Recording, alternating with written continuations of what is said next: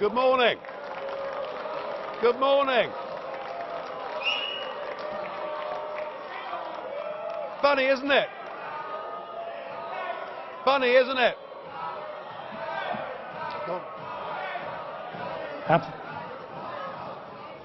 Thank you very much for that very warm welcome. How things have changed. Just a second, Mr. Farage. Ladies and gentlemen,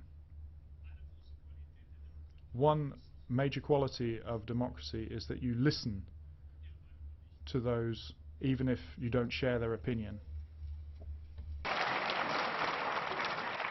Well, thank you, Mr. Schultz. Isn't it funny? You know, when I came here 17 years ago, and I said that I wanted to lead a campaign to get Britain to leave the European Union, you all laughed at me. Well, I have to say, you're not laughing now, are you?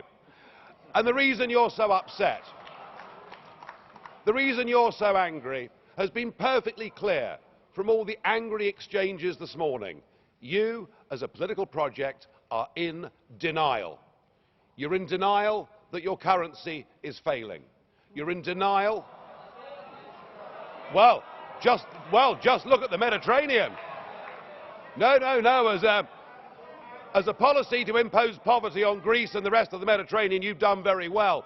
And you're in denial over Mrs. Merkel's call last year for as many people as possible to cross the Mediterranean into the European Union has led to massive divisions between countries and within countries. But the biggest problem you've got, and the main reason the United Kingdom voted the way that it did, is you have, by stealth, by deception, without ever telling the truth to the British or the rest of the peoples of Europe, you have imposed upon them a political union.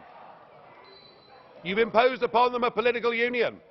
And when the people in 2005 in the Netherlands and France voted against that political union, when they rejected the Constitution, you simply ignored them and brought the Lisbon Treaty in through the back door.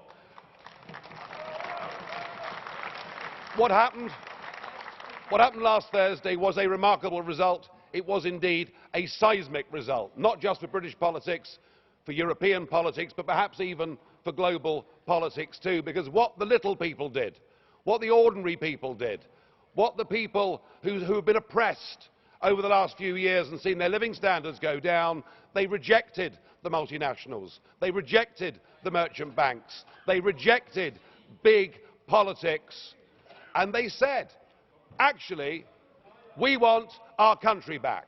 We want our fishing waters back. We want our borders back. We want to be an independent, self-governing, normal nation. And that is what we have done, and that is what must happen. And in doing so, we now offer a beacon of hope to Democrats across the rest of the European continent. I'll make one prediction this morning. The United Kingdom will not be the last member state to leave the European Union. So the question is, what do we do next? Now, it is up to the British government to invoke Article 50. And I have to say that I don't think we should spend too long in doing it. I totally agree, Mr. Juncker, that the British people have voted. We need to make sure that it happens. But what I would like to see is a grown-up and sensible attitude to how we negotiate a different relationship. Now I know that virtually none of you have ever done a proper job in your lives, or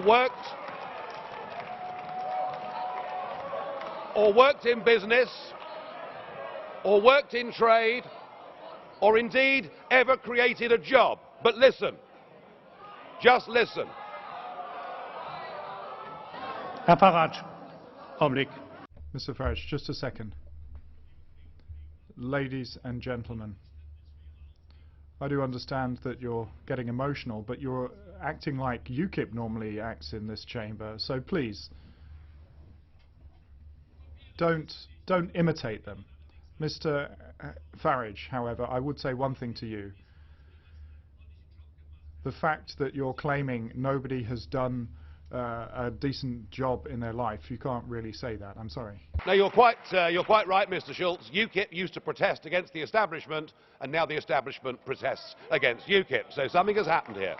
Let us listen to some simple, pragmatic economics. We, between us, between your countries and my country, we do an enormous amount of business in goods and services. That trade is mutually beneficial to both of us. That trade matters.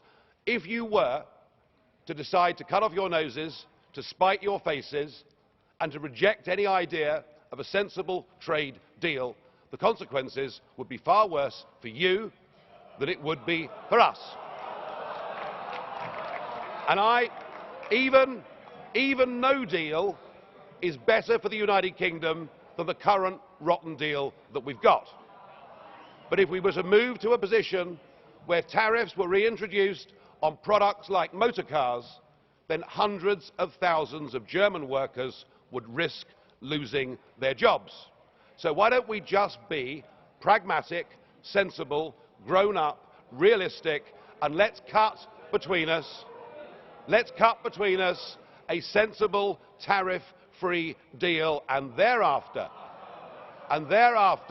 recognise that the United Kingdom will be your friend, that we will trade with you, we will cooperate with you, we will be your best friends in the world. But do that, do it sensibly, and allow us to go off and pursue our global ambitions and future. Thank you.